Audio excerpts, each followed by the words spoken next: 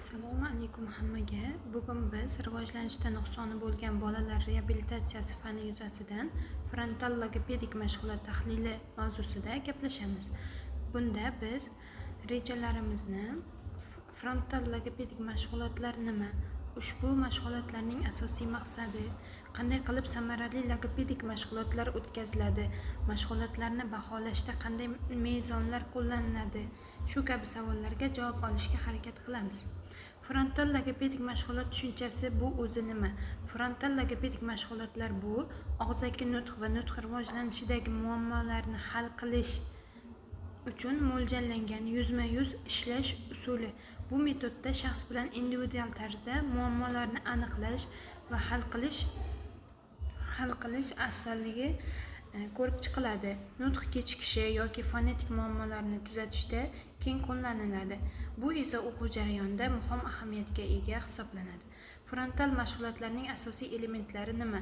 Ular materiallar va resurslar, o'qituvchining roli va vazifalari alohida ahamiyat kasb etadi. Materiallar va resurslarni oladigan bo'lsak, mashg'ulotlarda foydalaniladigan materiallar, masalan, kitoblar, diagrammalar va o'quv qo'llanmalari o'quv jarayonini samarali tashkil qilish uchun metodikalarni tashkillashtirishimiz muhim hisoblanadi. Materiallar o'quvchilarning faol ishtirokini ta'minlash va tushunishini oshirish, ya'ni samarali ish olib borishimiz uchun moslashtirilgan bo'lishi kerak. O'qituvchining roli, o'qituvchi mashg'ulot davomida alohida ahamiyat kasb etadi. O'qituvchiga qarab bola taqlid qiladi. O'qituvchi e'tiborli bo'lsa, bola ham shunday e'tiborli o'tirishini ta'minlanadi. Mashg'ulotni yaxshi borishi uchun o'qituvchi bolaning diqqatini jamlab olishga metodikalar qilish kerak bo'ladi. O'qituvchining vazifalari o'quv jarayonini nazorat qilish, baholash va individual yondashuvni ta'minlashdan iborat. Frontal mashg'ulotlar va ularning afzalliklariga keladigan bo'lsak, frontal mashg'ulotlar aniq maqsad va strukturaga ega bo'lib, o'quvchilarda tushunarli va fokuslangan ta'limni ta'minlaydi. Bu usul yordamida ma'lumotlar yaxshi o'zlashtiriladi.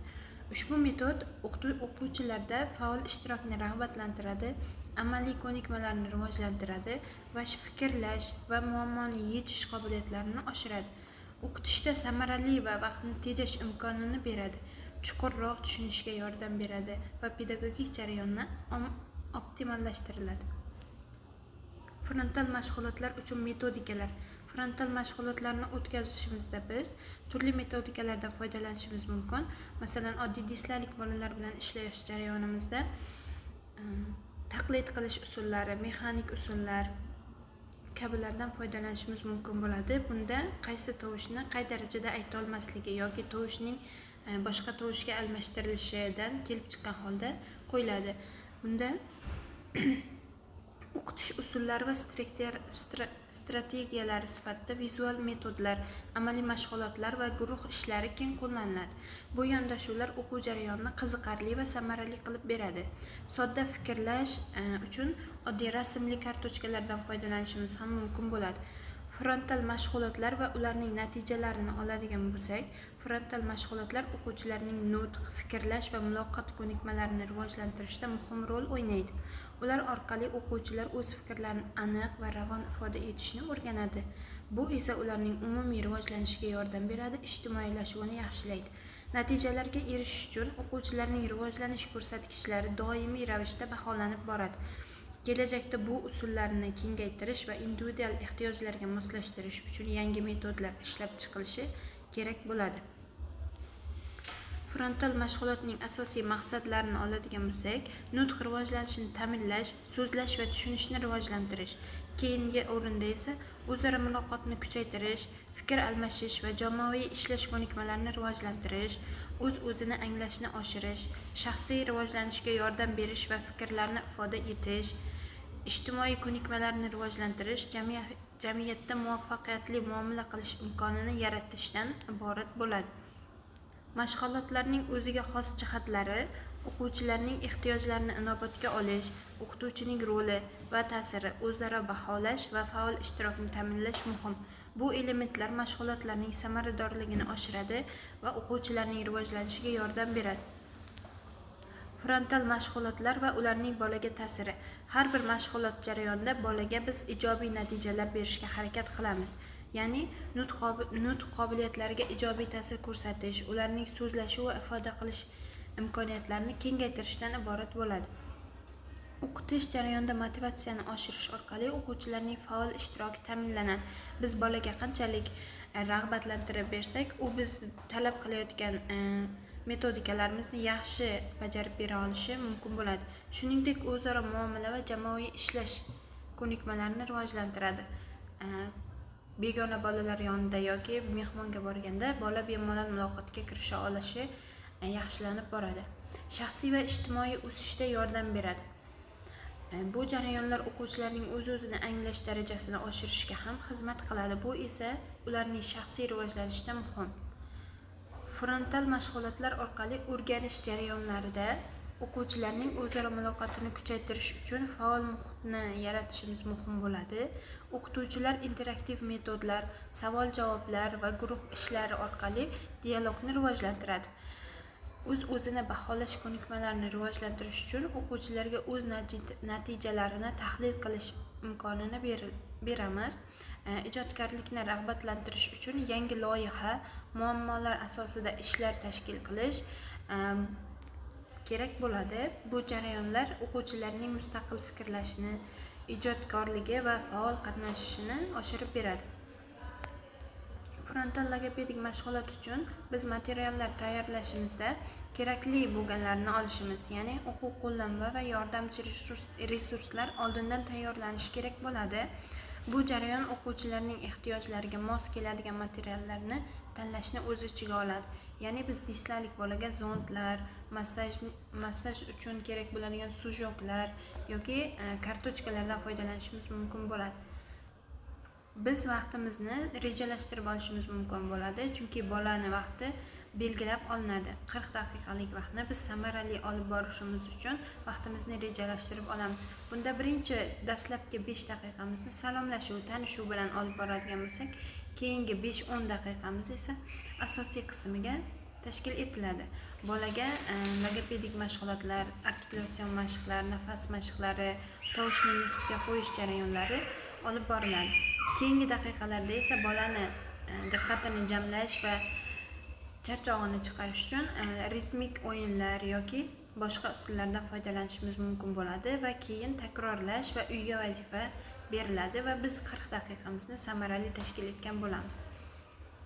Ehtiyojlarini aniqlab olishimiz kerak bo'ladi, chunki o'quvchilarning individual ehtiyojlari baholash va suhbatlar orqali olib boriladi. Bu biz mashg'ulotda bola bilan qanday muomala qilishni bilishimiz uchun juda muhim.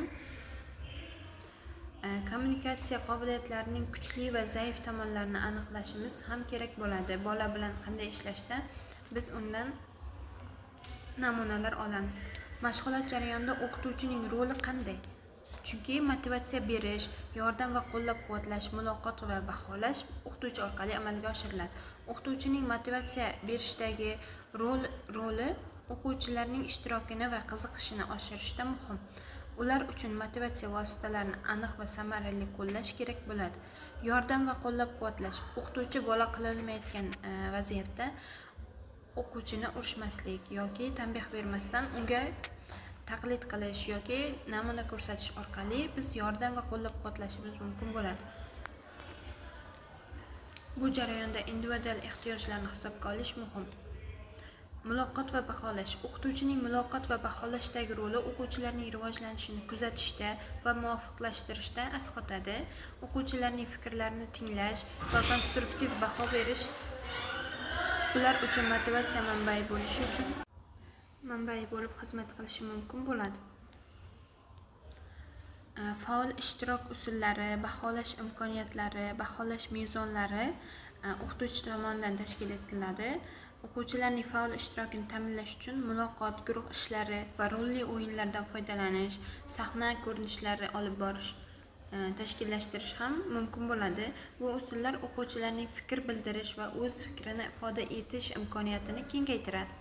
Baholash imkoniyatlarida o'z-o'zini baholash ko'nikmalarini rivojlantirish. Misol uchun, namunaga qarab o'zi chizgan narsasini bola qanchalik darajada o'xshaganini, xatolari bo'lsa to'g'irlash orqali o'z-o'zini baholay olishi mumkin bo'ladi. Bu ularning mustaqil fikrlashi va motivatsiyasini oshiradi, o'ziga bo'lgan ishonchini ham oshirib beradi. Baholash mezonida biz bolani yoshiga va nuqson turiga qarab olishimiz mumkin bo'ladi. Masalan, baholash metodlari va natijalar bu baholanishlar nutq qobiliyatlarining yutuqlari va kamchiliklarini aniqlash uchun ishlatiladi.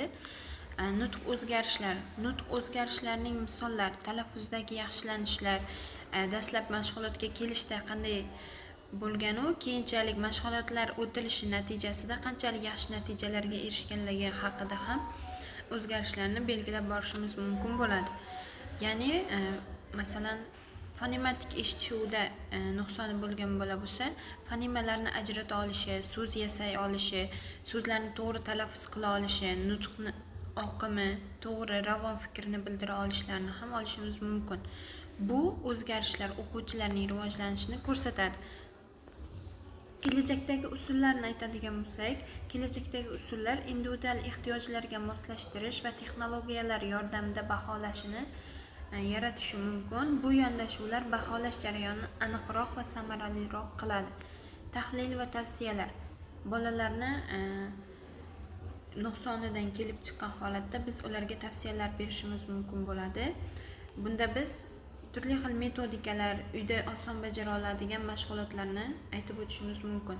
Tahlil natijalari asosida metodikalarni takomillashtirish, yangi texnologiyalar tatbiq etish va baholash jarayonini rivojlantirish bo'yicha tavsiyalar ishlab chiqiladi. Baholash jarayonida biz turli xil metodikalardan foydalanishimiz mumkin. Masalan, eshituv idrokiga alohida, yozuv ko'nikmalariga yoki bilish jarayonlariga alohida baholash mezonlaridan, metodlaridan foydalanishimiz mumkin bo'ladi. Baholash mezonlarining samaradorligi bu baholash mezonlarini rivojlantirishda aniq, o'lchovli va obyektiv mezonlar ishlab chiqish muhim. Ular o'quvchilarning rivojlanish darajasiga mos kelishi va natijalarni o'qitish jarayonida takomillashtirish uchun ishlatiladi. Usullarni doimiy ravishda qayta ko'rib chiqish va yangi metodlarni joriy qilish bilan baholash samaradorligini oshirishimiz mumkin bo'ladi. Baholarni natijalarni tahlil qilishda biz statistik usullar bilan baholaymiz va o'quv jarayonining samaradorligini aniqlab olamiz. Shuningdek, natijalar asosida baholash mezonlarini takomillashtirishimiz, kelajakdagi strategiyalarimizni ishlab chiqishimiz mumkin bo'ladi. Xulosa qilib aytadigan bo'lsak, frontal logopedik mashg'ulotlar nutq rivojlanishi uchun muhim vositalar, ularning asosiy elementlari, metodikasi va foydalanadigan usullari aniqlangan. Bu jarayon o'zaro muloqot va ijodkorlikni rivojlantirishga yordam beradi. Kelajakda bu usullarni qo'llash orqali nutq qobiliyatlarini yanada rivojlantirish mumkin. Xulosa sifatida frontal logopedik mashg'ulotlar samaradorligi va zamonaviy logopedik ta'limning ajralmas qismiligini aniqlab olgan bo'lamiz. E'tiboringiz uchun rahmat.